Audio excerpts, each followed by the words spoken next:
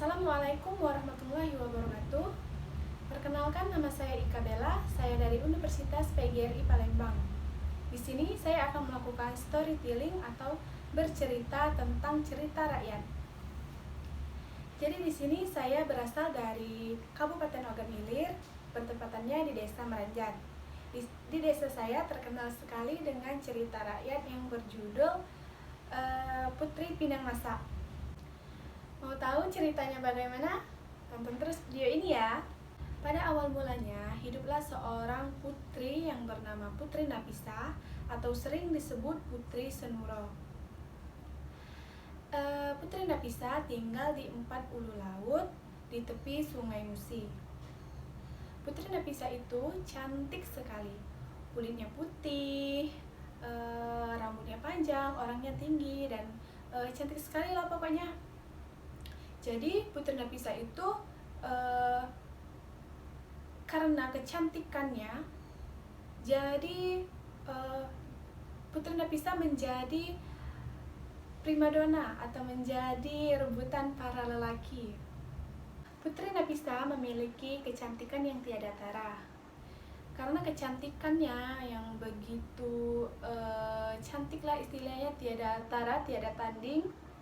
Jadi sampailah ke telinga Sang Sultan Palembang. Jadi karena berita kecantikan dari Putri Nafisah sampai ke telinga Sang Sultan memerintahkan para pengawalnya untuk menjemput Putri Nafisah. Karena Sultan merasa penasaran terhadap kecantikan dari Putri Nafisah. Setelah pengawal menjemput Putri Nafisah dia sudah mengetahui tentang akan dijemputnya Putri Nafisah oleh pengawal dari Sultan Palembang.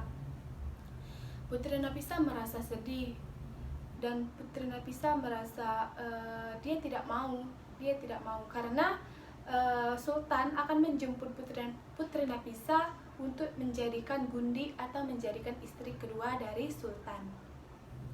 Jadi Putri Nafisah dia merasa sedih dan berusaha mencari jalan keluar untuk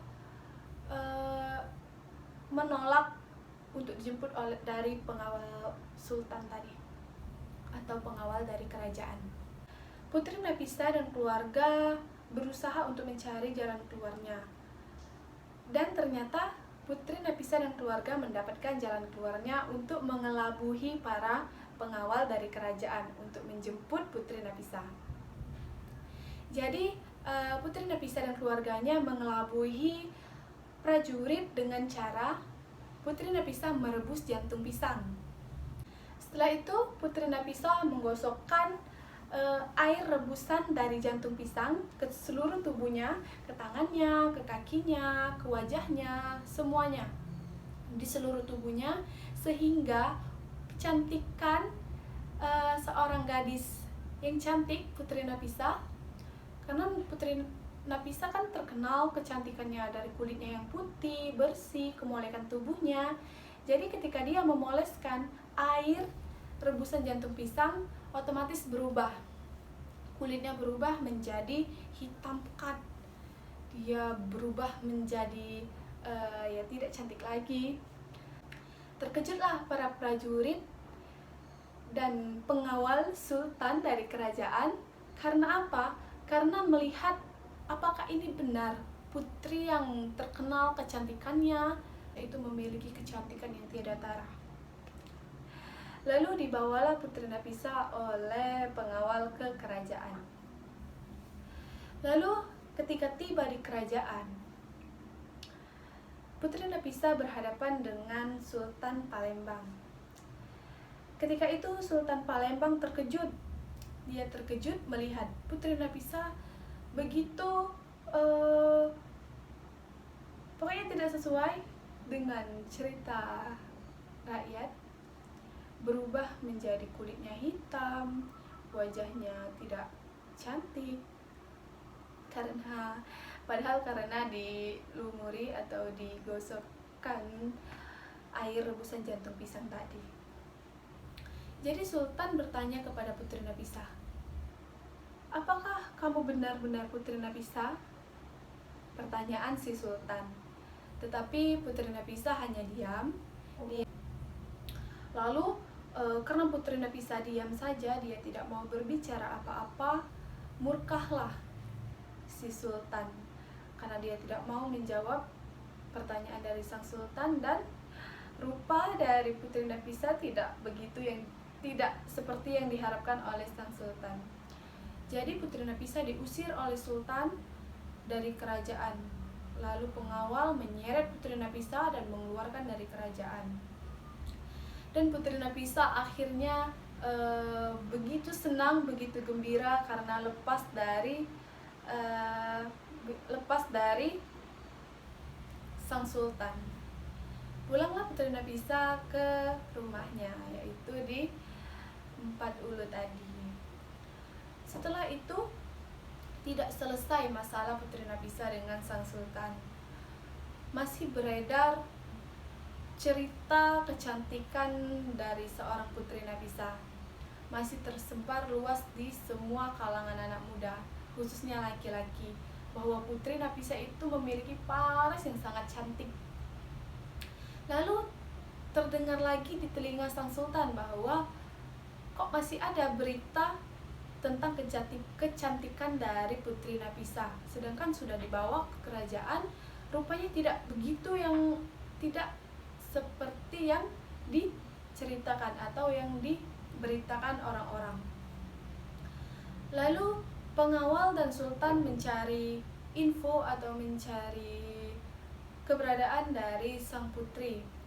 Ternyata dapatlah pengawal tentang informasi bahwa memang kecantikan dari seorang Putri Nafisah itu benar-benar ada. Seorang Putri Nafisah memang betul-betul cantik. Jadi marahlah sang Sultan karena dia sudah dikelabuhi oleh seorang putri yang bernama Putri Nafisah. Jadi karena sang Sultan marah, bahwa Sultan memerintahkan pengawalnya untuk menjemput fax, karena apapun yang diinginkan Sultan pasti akan tercapai gitu.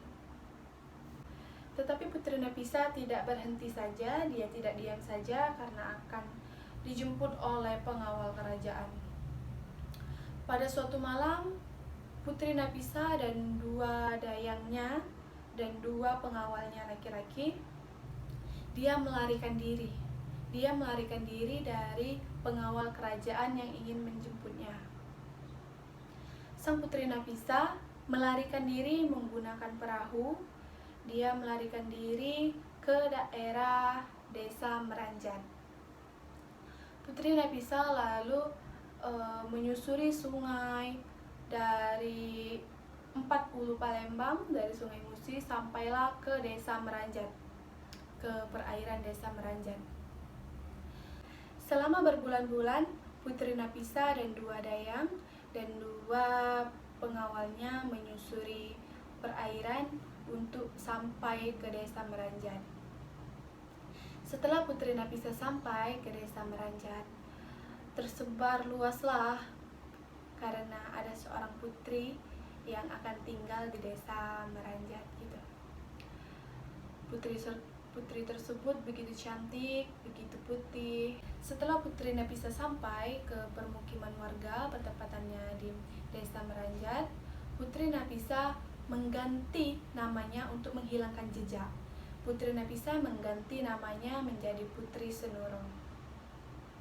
Lalu permukiman yang ditempati oleh seorang Putri Nafisah berkembang dan berubah namanya menjadi Desa Senuro.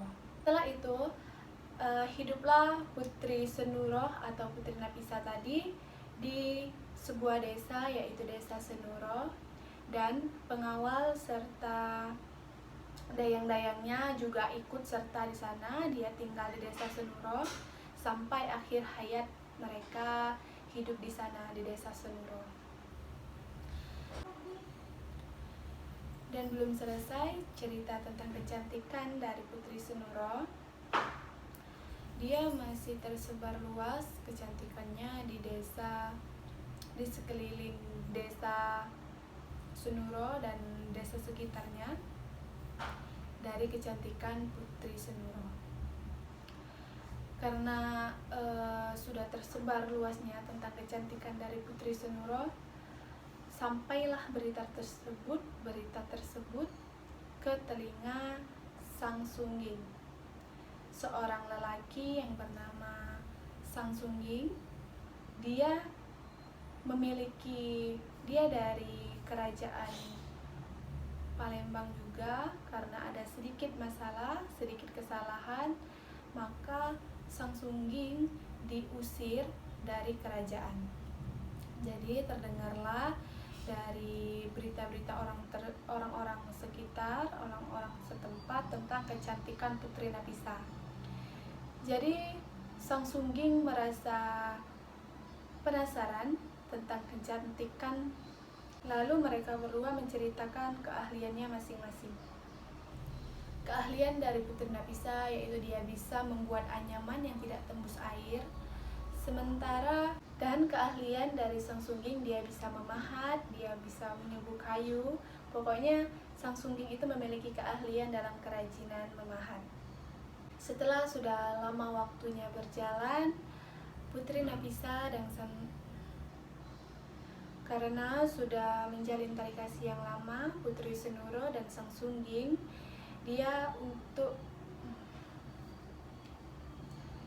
setelah menjalin tali kasih yang lama, Putri Senuro dan Sang Sungging memutuskan untuk melangkah ke jenjang berikutnya, yaitu ke jenjang pernikahan.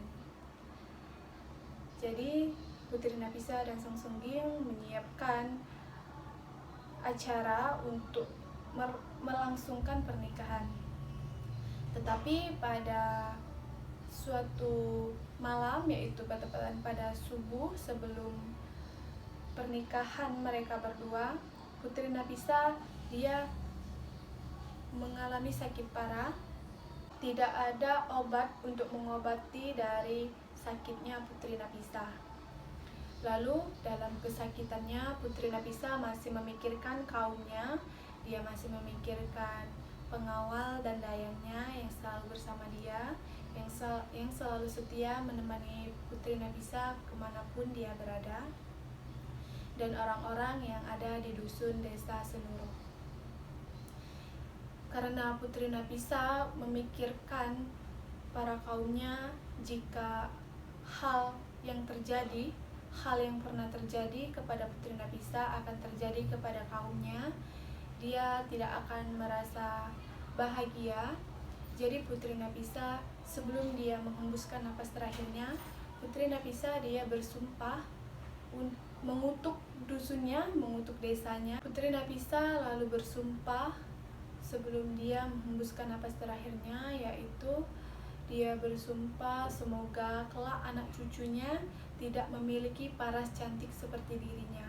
Karena menurut Putri Napisa, memiliki paras yang cantik dan kemolekan akan membawa kesengsaraan bagi dia sendiri. Itu merupakan sumpah dari seorang Putri Napisa atau Putri Senuro. Setelah mengucapkan sumpahnya, lalu Putri Napisa menghembuskan napas terakhirnya. Putri Napisa meninggalkan 2 dayang dan 2 pengawal yang setia menemaninya, dan juga meninggalkan kekasihnya yang bernama Sang Sungging. Setelah Putri Napisa meninggal, Sang Sungging menikmati atau menjalani hidupnya sendiri sampai akhir hayatnya. Dia dimakamkan di desa Tanjung Batu, dan pengawal serta dayangnya dia masih menetap di desa Senuro. Mungkin sampai di sini saja cerita rakyat yang saya ceritakan. Apabila ada kata-kata yang salah, saya mohon maaf. Kepada Allah saya mohon ampun. Akhir kata, wabillahi taufiq wal hidayah. Wassalamualaikum warahmatullahi wabarakatuh.